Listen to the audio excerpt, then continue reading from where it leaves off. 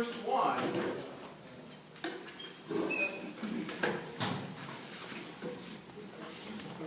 is get organized.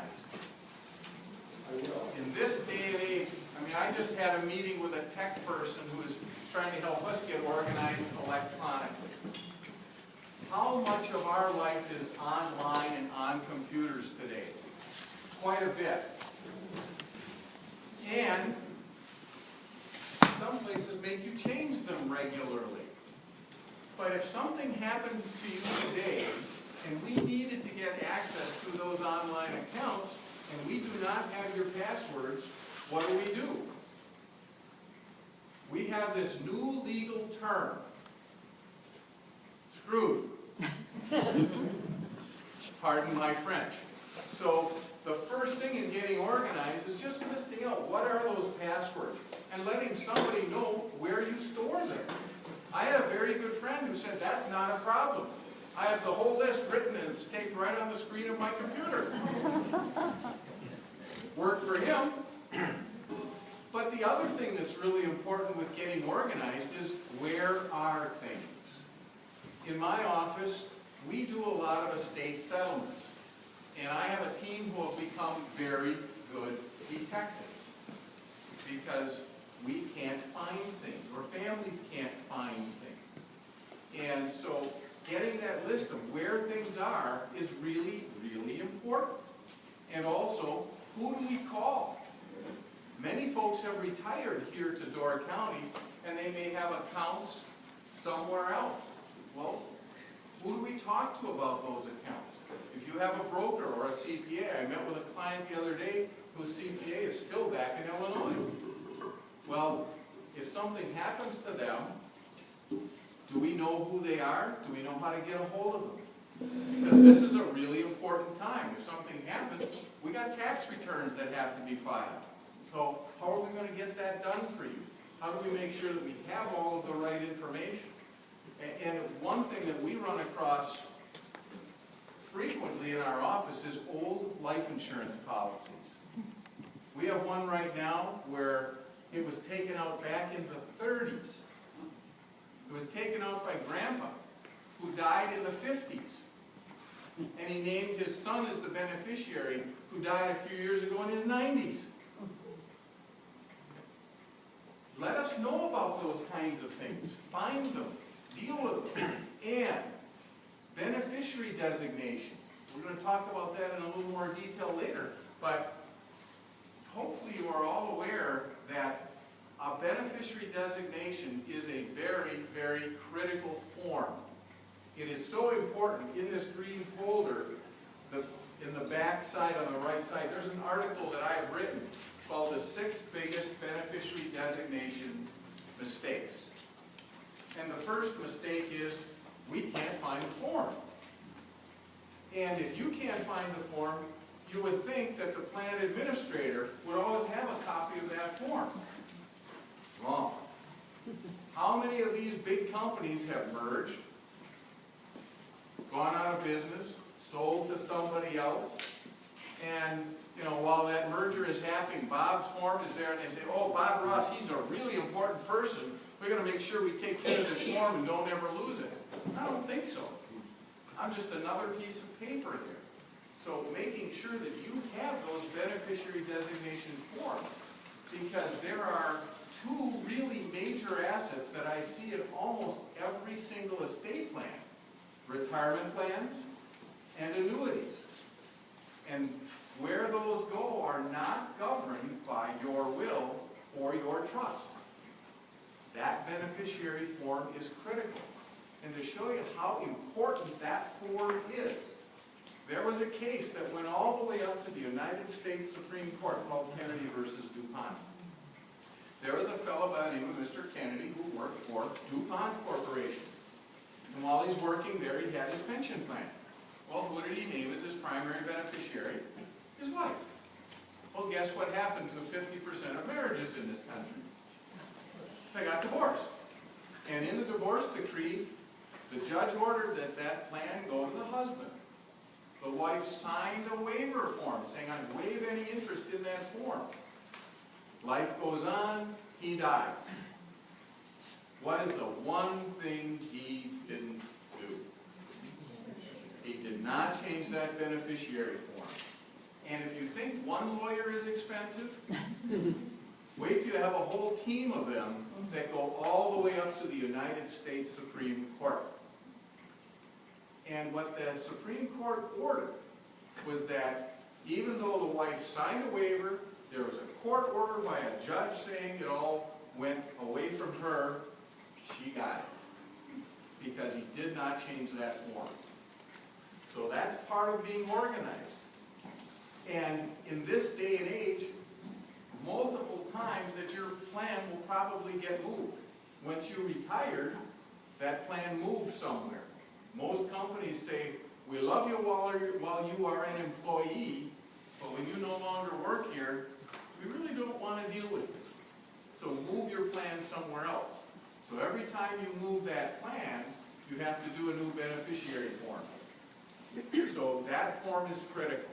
So we need to be able to find it. That's all part of getting organized.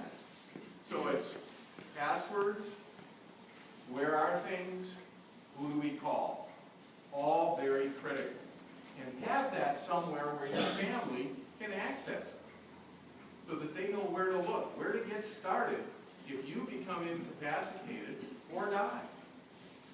You know, we're all born with this terminal disease called birth. You know, they haven't figured that one out yet. We're all going to die. So when that happens, how do we make it easier for your family to deal with your estate? So getting organized is the first critical thing. And here's where we talk about communicating. You'll hear that from me a couple of times today. Talk about these things. Have family meetings. Meet with the kids.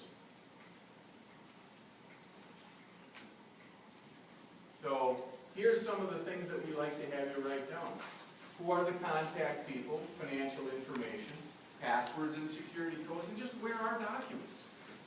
If you've got those insurance policies, where are they? If you have a will, where is it? If you have a healthcare power or a financial power, where are they?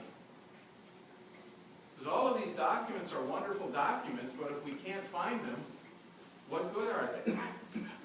So let's make sure that we're organized.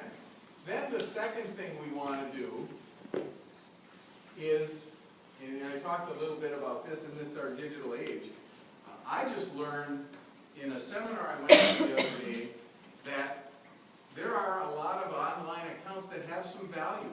There are some games out there that have value. The instructor in this class, she had a client who was so involved in the gaming world, he had gotten to certain levels in these games that the value in those games, because of the levels he got to, exceeded $60,000. Well, if we don't know about it, and we don't have passwords, what happens to that? If you have a Facebook account, or a Google account, this is a whole new language. 10 years ago, where did it, the joke was, what happened to BG before Google? You know, Google wasn't a word 10 years ago. Now we all know it. And you know, we sit around sometimes at the dinner table and somebody will ask a question. You'll see 4 or 5 cell phones get whipped out and they'll start talking to Siri. Now if I talk to Siri, she pretty much ignores me. Because everything I ask, she seems she can't understand or she's not working at this time. But my kids will pull it out and ask her a question, and there's the information, there's the answers. It's phenomenal. But a lot of cell phones are password protected. But if you do have a Facebook account, what happens to that when you're gone? Can we get those pictures? Can we get those contacts? More and more clients are actually storing business things up there. Can we get at them? We need your passwords.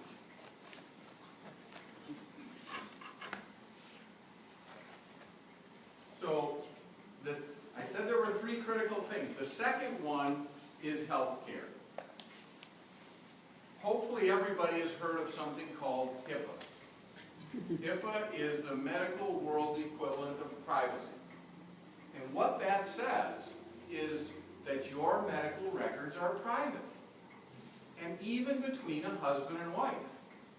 So ladies, husband to the doctor, and he goes in, and he doesn't tell the doctor it's okay that they can share information with you, guess what happens when you call? Sorry, we can't talk to you. And ladies, I have to confess, I'm alive because of my wife. My wife's a nurse. I was out running one day and I said, honey, I think I got a chest cold that won't go away. She said, come with me, we're going to the doctor. And I did a stress test, and within a few days, I had quadruple bypass. It's amazing what they can do in this world. But had she not done that, I could have had a heart attack. But I'm here, I'm fixed, and the wonderful part is, my doctor said I just added 50 years onto your warranty. And I said, will you put that in writing? He said, but I know you've got lots of grandkids, and I know your goal is to be there at all of their weddings. I said, you're right. So whatever it takes to keep me healthy, because I now have 19 grandchildren. The newest one was born on the 4th of July. We were going to call him Sparky, but his mom didn't quite think that was a good idea. We just hope he always thinks that those fireworks are for his birthday. So, getting health care under control is really important. And this is an area where communication is critical. You need to talk to each other. And in this handout, 2 or 3 down on the right-hand side, there's 3 forms. And it starts with this form. You can see this one.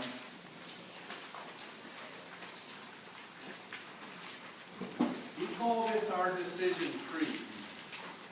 This is a form that we like to give out to help you in making decisions over who should be appointed to make your medical decisions for you. A lot of families will come in to me, and husband and wife will name each other, and then we'll start with the oldest child and work our way down. Well, I don't know about your kids, but my kids were all raised under the same roof. How they all turn out so different? You know, there are some who balance the checkbook. There are some who balancing the checkbook is not within their expertise, but talking to a doctor, they'll be very good at it. And as an example, I'm the oldest of 6 children. There's 5 boys, and then my little sister. Who do you think my mother talks to every single day? Well, me, of course, right? I'm the oldest. Of course, she talks to my little sister every single day. But who is not named on my mom's health care column? No, I'm number 1. My little sister, exactly right. She is not named, and the reason being is she has said, I cannot make those tough decisions for you, Mom, so don't ask me to. Don't put me in that position. And so that's why this little chart we've developed can help you with that. What are the criteria that we should be thinking about in whom we pick to make those medical decisions for you? And also, when it comes to making healthcare decisions, they do not allow decision by committee. You have to pick one person at a time. Now, I can have multiple levels, I can have backups, but only one at a time. So in my case, I've named my wife, and then my daughter, and then my son, and then a couple more of my kids. And in that order to make those decisions. But the next thing that's important in that area to help you with that conversation is the next form called the 25 questions. In our office, we call that the conversation starter. Because in 25 questions, there is no way I can cover all the things that you need to talk about in making healthcare decisions. But I can get them started. Because nobody wakes up in the morning just really excited to talk about this stuff. We all need a little help. But the importance is communication. You need to talk about these things. So that's why, and I don't get credit for this list. This came from the center down in Madison. They use it, we've tweaked it a little bit, but when we see something, we use it. But the idea is to get family talking about what your decisions are. And when I sit down with folks, I frequently say, have you talked about this? The answer I get every single time is yes. And I go, what'd you talk about? Well, I said, just pulled blood. Well, there's a whole lot more to making medical decisions than just pulling the blood. I get the benefit of sitting on the ethics committee for our local hospital. So I get to hear how things don't work. They never call the ethics committee to say, hey, this went really well. They call us together when there's a problem. And so the benefit I get is when I see one of those problems, I come back to my office and say, how can I help with that? How can I be proactive rather than reactive? And so what I want you doing is not only talking with family, but talk to your doctor. Make sure that you and your doctor are singing out of the same songbook. Because if you're not, it's a whole lot easier for you to resolve while you're here, rather than family members. And so making sure that you've got your wishes known. And then the third thing we have in here is called our hospice list. If you ever need hospice, what are the things you want to have happening around you? And so, again, communication. And if you have a healthcare power, I am frequently asked, where do we store them? Where's a good place to put them? Well, never, ever, ever, ever, ever put them in your safety deposit box. And why do I say that? Do medical emergencies happen during banking hours? No, they always happen on weekends and evenings and holidays, when the bank's not open. And if your healthcare power is in your safety deposit box, what good is it? We need it right now. So where do you keep it? Well, number one, you make sure that each one of your family members has a copy. You make sure that your doctor has a copy. You make sure that your hospital has a copy. And then you keep extra copies around. I have some clients who have to make regular trips through 911 and our transportation service. They keep one taped right to the refrigerator. So when those first responders come to the house, it's right there. And they can find it. But the idea is to give them away like candy. Because if you can't find it, it's not worth the paper it's written in. And something else in our office that we prepare is called a HIPAA consent. Now, what that is, every time you go to the doctor, they're asking you, who can we share information with, right?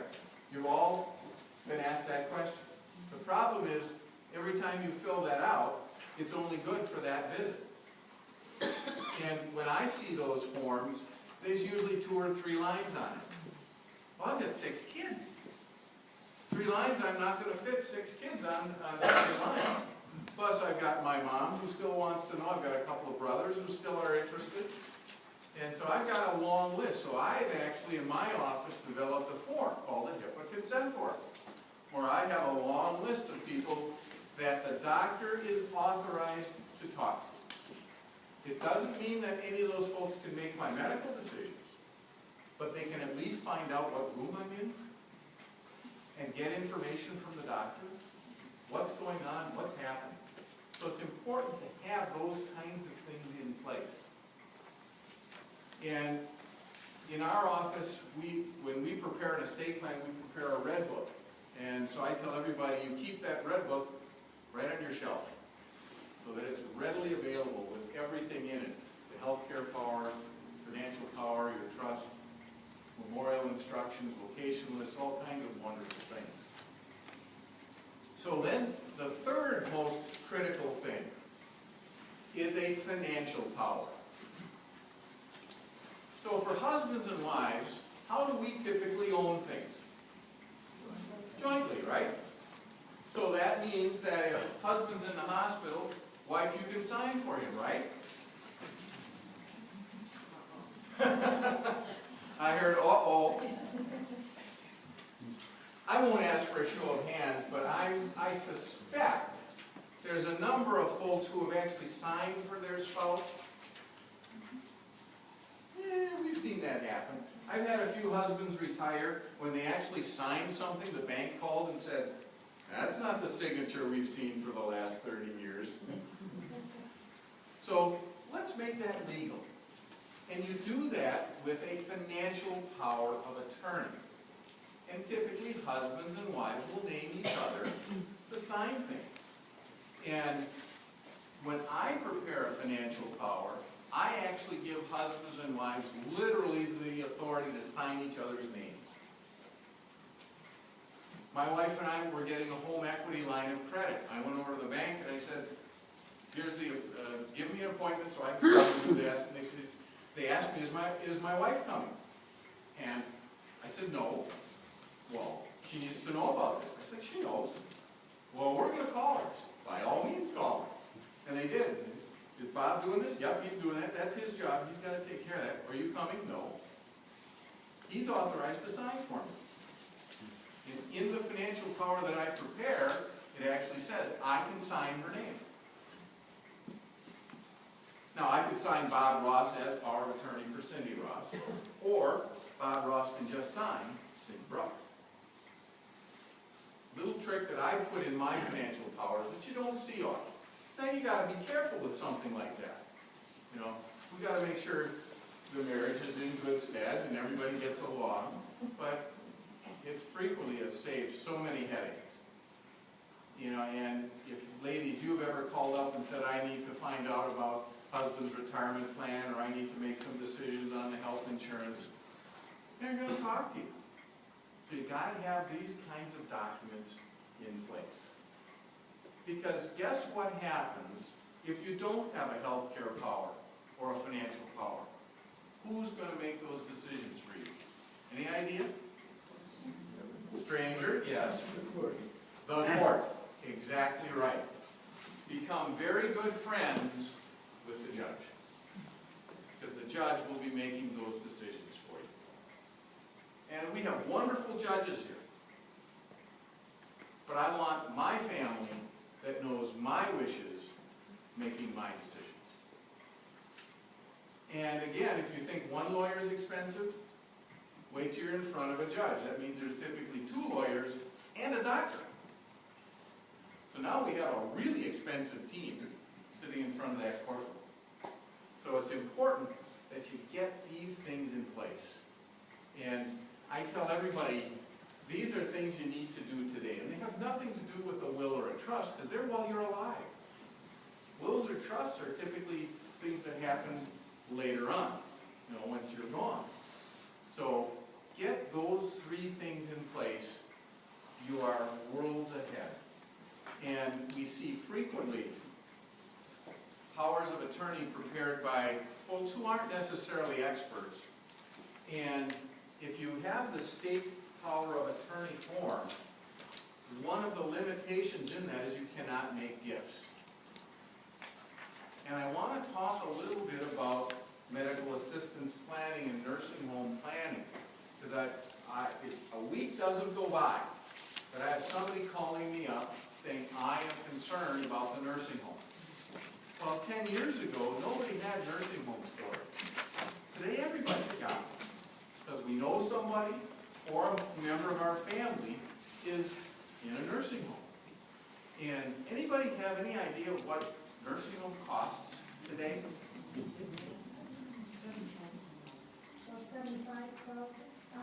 $7,500 a month. And that's here in Door County. We are very fortunate in Door and Kewaunee County. We have some of the most reasonably priced nursing homes in the state. You go to Green Bay, they're over $9,000 a month. You go down into the Milwaukee area, you could be $12,000 to $15,000 a month. And the reason I bring this up is part of long-term care planning is actually making gifts. And if we don't have that authority and that financial power of attorney, we are precluded from doing that. Now, a lot of folks will come into me and say, well, I want to give things to my kids. I am not a fan of that. And the reason being is, what's the divorce rate in this country? 50%. If if you've got 6 kids, 2 or 3 of them have probably been divorced. And in some cases, more than once. And if you have given your things to the kids and now somebody goes through a divorce, where does your stuff end up? Somewhere else that you don't want it to. And so that's why I'm not a fan of giving things away. But a lot of folks will come in and say, well, I want to give my house to my kids, but I want to retain what's called a life estate. The right to live there.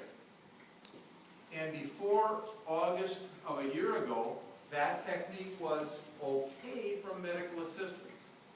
It's still not okay from divorce standpoint, because again, if kids get divorced and they're own part of your house is going through that. Prior to August 1 of last year, medical assistance said that was okay. After August 1, they said it's not. So not a technique that we want to use any longer.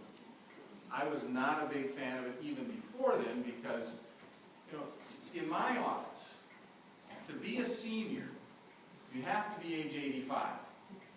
None of this age 50 and you get an ARP card stuff. Most of us, when we hit 50 and those ARP letters came and threw them away, we said, no, we don't want to be part of that.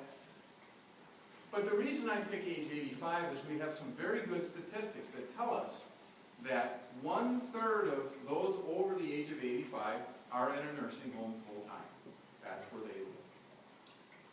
Yes? So those signed their house over before August 1st of 2014, did they get grandfathered in?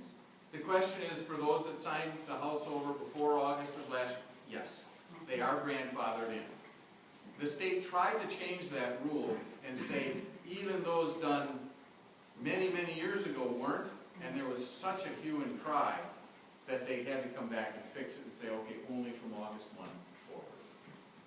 Yes? What's the consequence of signing over that house after August 1st? Well, from medical assistance standpoint, it means if you do go on medical assistance, and then upon your death, they have the right to recover some portion of the value of the house. So you can't give it away. But for me, the bigger consequence is if you have given it away and one of the kids gets divorced or gets into a car accident, and that's where I was going with this statistic. If the divorce rate's 50% in this country, but for those over the age of 85, you only have a 1/3 chance of going to the nursing home, which problem is worse or more likely to happen? Yeah. Is this only for the state of Wisconsin, not the federal government? The question is that for Wisconsin? No, that's across the country. Now, each state has its unique rules, but some of them are just across the country, and that's one of them that is true no matter what state you're in. The only difference is when did that law become active? Good question. So, we were talking about what do we do then? So when somebody comes into me, I tell everybody, Plan A in long-term care planning is long-term care insurance. Take a look at it. Yes? When you're older, you can't get that long-term care because it's too expensive. Yeah, the point is long-term care too expensive? And sometimes when you're older, you just can't get it. Right. They won't give it to you. Right. That's why I am always talking to folks who, while they're in their 50s and 60s, to be thinking about this. Because is long-term care insurance expensive? The answer is yes, it is. You could pay $3,000, $4,000, $5,000 a year. That's a lot. But let's say you paid $5,000 a year for 20 years. I like to keep the math simple. Yeah. So if you spend $100,000, that's a lot of money. But if you went to a nursing home, how long would it take you to spend that? 3 months. Well, not quite that bad, but 15 years in the future, highly likely. So, is it expensive? Maybe not compared to the thing we're trying to fix. So that's why I tell everybody, at least take a look at that first, because that gives you lots of options. Medical assistance, for a long time, only paid for nursing home. Now, Wisconsin has just recently passed something called family care, where medical assistants will now start to pay for assisted living. But for years and years, they only paid for nursing home. And the problem was, we were forcing a lot of folks who didn't necessarily need nursing home care, but had no money, into a nursing home. And the state is going, we're running broke. Well, no kidding, you're only paying for the most expensive care. That's why somebody figured it out, that maybe we should pay for a lesser cost care, we might save some money. But government save money, I don't know, it's fit in the same sentence. But they're at least trying that now. And so, we'll see how that progresses. But the problem is, my generation. Why is that? We are this huge group of people coming through the system, you know, the baby boomers, and guess what? We're living longer. Because doctors can do a whole lot of stuff to fix things, and we're taking care of ourselves a little better. So, you know, years ago when I was in practice, I didn't see very many 90-year-old clients in my office. Now I see them regularly. I mean, I just had a client over 100 came in the other day. Had I not known his age, there's no way I would have guessed he was 100. So, still a very active person. So, this is becoming one of the largest expenses to government. And so they're trying to figure out a way of how do we deal with this. When I first started doing long-term care planning, there was what's called a look-back period. And today, that look-back period is 5 years. And what does that mean? Bless you. That means if you have given anything away, they look back 5 years to see what you've given away. And then there's what's called a disqualification period. You basically have to use up those gifts. Can they make the kids give them back? No. They just say, we aren't going to pay for your care till you get through that time period. And it's 5 years today. But when I first started out, that time period was 1 year. Then went to 2, 3, and then jumped to 5. Do I expect to see that to continue to increase? Of course I do. Because it's a big expense. You know, when you see nursing home costs today, that's a lot of money. And we have a fair number of folks who are in nursing homes on medical assistance. Again, Door County is very, very fortunate because all of our long-term care facilities are medical assistance approved. But you can go to other parts of the state where some of these folks say, we're not going to take Medicare patients, or Medicaid, sorry. And I have to be careful between Medicare and Medicaid, because a lot of folks think, well, Medicare, that's Social Security. I have long-term care, right? Wrong. What Social Security will pay for is if you go to a hospital and spend at least 3 days, and then get discharged to a nursing home for therapy or recuperation, they will pay the first 20 days. And then, if you continue to improve, they can extend that up to 80 days. But that's it. That's all they pay. So it's not a lot. So if folks think they have long-term care insurance because you're on Social Security, not the case. And I frequently will have folks who do go to the emergency room and then go from the emergency room to the nursing home. They never got admitted to the hospital. So those rules don't kick in. So you need to be careful about them. That's why I look at long-term care. Are there some things that I can do to help protect assets from nursing home? The answer is yes, there are. And that's where we set up irrevocable trusts. And so in my world, there are revocable trusts, which means it's a trust you can change anytime you want. And they have great benefits, and we're going to talk a little bit about those. But then there are irrevocable trusts. Trusts that once you set up, they're cast in stone. And what you can do, remember I said if you're going to give things away, I don't want you to give them to the kids. Well, what if we could give them to an irrevocable trust that meant it was protected from anything that happens to the kids, but it's still in this pot that is still available, that you can still get all of the income from. And that's why we like these irrevocable trusts. But they have to be in place 5 years ahead of time. Before you need them. Before you need them, yes, that's correct. Because we've got to get through that 5-year look-back period. Now, for many of my clients, when we set these up, we're not changing your lifestyle one iota. Because why? You're not spending the principal. Matter of fact, many of my clients don't even spend all of their income. And so what we do with this irrevocable trust is we make sure that your income stream continues. But in a nutshell, what this irrevocable trust does is it restricts your access to the principal. And the reason it works is if we've restricted your access to the principal, we've also restricted the nursing home. They can get no more access than you can. You can't get it, they can't either. So it's very detailed planning. There's a lot that goes into this. There's a lot of rules and hoops. I don't know if anybody has ever filled out a medical assistance application. If you have, it's a lot of work because they ask for 5 years' worth of financial records.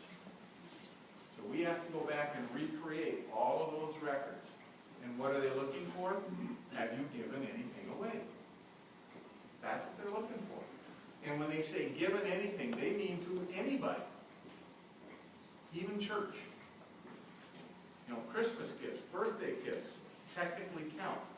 Now, I've been able to argue with most social workers that, you know, birthday gifts and Christmas gifts, we were not making this with the intention of qualifying for medical assistance, so they will let them go. But if you're making gifts of $5,000 at birthday, yeah, they're probably going to get concerned about that. And so I have a lot of folks who come in and say, well, I'm going to give things away, and that's okay. I go, from a gift tax standpoint, that's certainly okay. Because hopefully everybody knows you can give $14,000 per year, per person, no questions asked. You can even give it to your favorite lawyer. It doesn't have to be a family member. It can be anybody. And so when you do that, there's no reporting. But for medical assistance rules, literally if you've given anything away, they're looking at that. And so that's why making one of these applications is very detailed and very time-consuming. But it takes a fair amount of work. And a lot of folks ask me, well, if we do these kinds of plans, what do they cost? They are fairly expensive. I tell folks it can be 1 to 2 months worth of nursing home costs is the cost of setting up one of these plans. They're not cheap. But there's a lot of monitoring that needs to go into this because we're kind of gambling a little bit. You know, what's going to happen in the next 5 years? You've got to make sure that you still have enough to live on. Because the idea behind any of this planning is to make sure that we don't mess up your lifestyle. That would be a bad thing.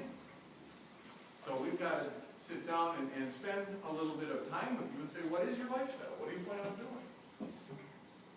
And look at that. So that's why when we look at nursing home planning, it's just very careful planning. Now, by the way, are there any veterans in here? Gentlemen and you ladies, thank you. We cannot say thank you to our veterans enough. You have just done and provided wonderful services to our country. We appreciate that a lot. So thank you. And the federal government has also put in place a program for any veteran that has served during a time of war. Didn't mean you had to be in the war. You just had to serve during the time of war. And it's a program called Aid and Attendance. And this program, what it does, is it helps pay for the cost of medical care. And it has two requirements, yes? Vietnam wasn't declared. Yeah, he said Vietnam was not a declared war. They have considered that a war, and Vietnam vets do qualify. So the veterans always have an interesting way of how they make their rules. They say you, as a veteran, you have to be disabled. But for the aid and attendance program, their definition of disabled is you're over the age of 65. That's it. So that, for most, is an easy one to fix. But then, what happens is your amount of assets are very limited. Typically, it's about $80,000 or less. But we can fix that because, at least as of today, the Veterans Program does not have a look-back period. So if we were to give things away today, tomorrow we can apply for aid and attendance. And the fact that you gave things away is not a disqualifying factor, including houses. Now, houses, for a veteran, if somebody's going to live at home, is an exempt asset. So we don't want to give that away. And that's, the question was, what about houses? Part of the reason I don't like to give houses away is under both medical assistance and the veterans, as long as one spouse is living in that home's an exempt asset. Now, they do have a dollar restriction. The home has to be worth $750,000 or less. And that restriction is actually recent. So that's why I'm not a fan of giving away a house, because if we gave it away under medical assistance, that's a disqualifying factor. But if you still own it, it's not. So we have, again, you just need to be careful in how we set up these rules. But, so back to the veterans, it's about $80,000, and your cost of medical care has to exceed your income. So let's say, for example, your income was Social Security and some retirement plans, and that amounted to $2,000 a month. But you were in an assisted living that was costing $3,500 a month. So you've got a shortfall. So what the veterans will do is come in and supplement that shortfall. Now, for a veteran himself, it's about $1,800 a month. For the spouse of a veteran, it's about $1,100 a month. So, will it ever cover the cost of nursing home? The answer is no. But can it make your funds last a bit longer? Yes. So that's a program that we always like to take a look at as well. So those are two programs that are available to help pay for long-term care. Any questions on that? I know I've thrown a lot out there. Yes? As far as the home is concerned, and the protected asset, does that cover a limited amount of property that might happen to the home? Yeah, the question is, how much property is considered your home? The veterans right now don't have a restriction on that. There is a proposal to make it the house in 2 acres. For medical assistance, it's always been defined as that part of the property that you use as your home. So if your home sits on a 40, we've been able to exempt the home and a 40-acre parcel. But again, they're getting more and more strict on those things. Especially now, if you go into Southern Door, what are farms selling for?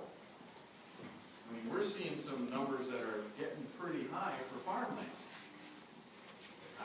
These guys, some are paying $200 and $300 an acre for land rent. I don't know how they can afford that. But that's life. Yes? Bob, on all these programs that you were talking about, when the money completely runs out, is there any other thing for a person to do? Well, okay, the question is, when the money's gone, what do? You make a medical assistance application, and what medical assistance covers is your stay in a nursing home, but they also cover all your meds. So if you have insurance, you may not need to keep that any longer, so they will cover all your prescriptions and all of those things. And part of the reason they have gone to this family care is so that we're not forcing somebody who really doesn't need a nursing home into a nursing home. And they're starting to look at, can we pay to actually keep you at home? Now, we kept my father-in-law at home. And for a while, that was reasonably cost care. After a while, it got to be 24 hours a day. That was double the cost of a nursing home. So, but that's, your choices are whatever's available. And something that's coming around more and more, the ADRC is a group here in every county has one. And there are folks who are looking at what are the services available in the community. And they'll sit down with you and say, what services do you need? And they try and match you up. We're trying to get more and more of that every day. Matter of fact, in our office, when we do a plan, we actually authorize the family to hire an advocate. An advocate can be somebody who can help you navigate through the healthcare system, but it can be somebody who can also monitor your care. And where I first ran into this was a nursing home down in Green Bay. There was a fellow who was across the hall from my mother-in-law, and my mother-in-law said, you gotta meet this lady. She's right up your alley. Okay. And it turns out, Dad was in the nursing home, but no family lived in the Green Bay area. So what they did is they hired this, it was a retired nurse, to come in and monitor Dad's care to make sure that the care that the family was paying for, he was in fact getting. And so that was my first experience with a true advocate. But we're starting to see a whole new profession arise called geriatric care manager. And they're typically nurses or social workers who can monitor the services in the community and help you get to the right services that you need. And we in Door County have a number of both types of services available. I mean, just look at the number of assisted living facilities that have been built here in Door County. I mean, and you look at SCAN. SCAN was a facility that was way ahead of its time. When it was first built many years ago, you know, it was a nursing home, but it's really a campus. Because they have the villas, they have the meadows, they have Woodview, they have an Alzheimer's unit, and then they have the nursing home itself. Well, you don't see facilities like that normally in a place the size of Sister Bay. You see them in larger communities. So we're very fortunate here in Door County. We have a lot of facilities. Well, why do you think that is? Aging population? Retirement community. Retirement community. We are the oldest average age county in the state. And not by a little, by a lot. And yes, we are a retirement community. And our services, we're pretty unique because, you know, we're this thumb. We're the county that has more waterfront than any county except one. Anybody know what the county has more waterfront than Door County? Washington, no, that's part of Door County.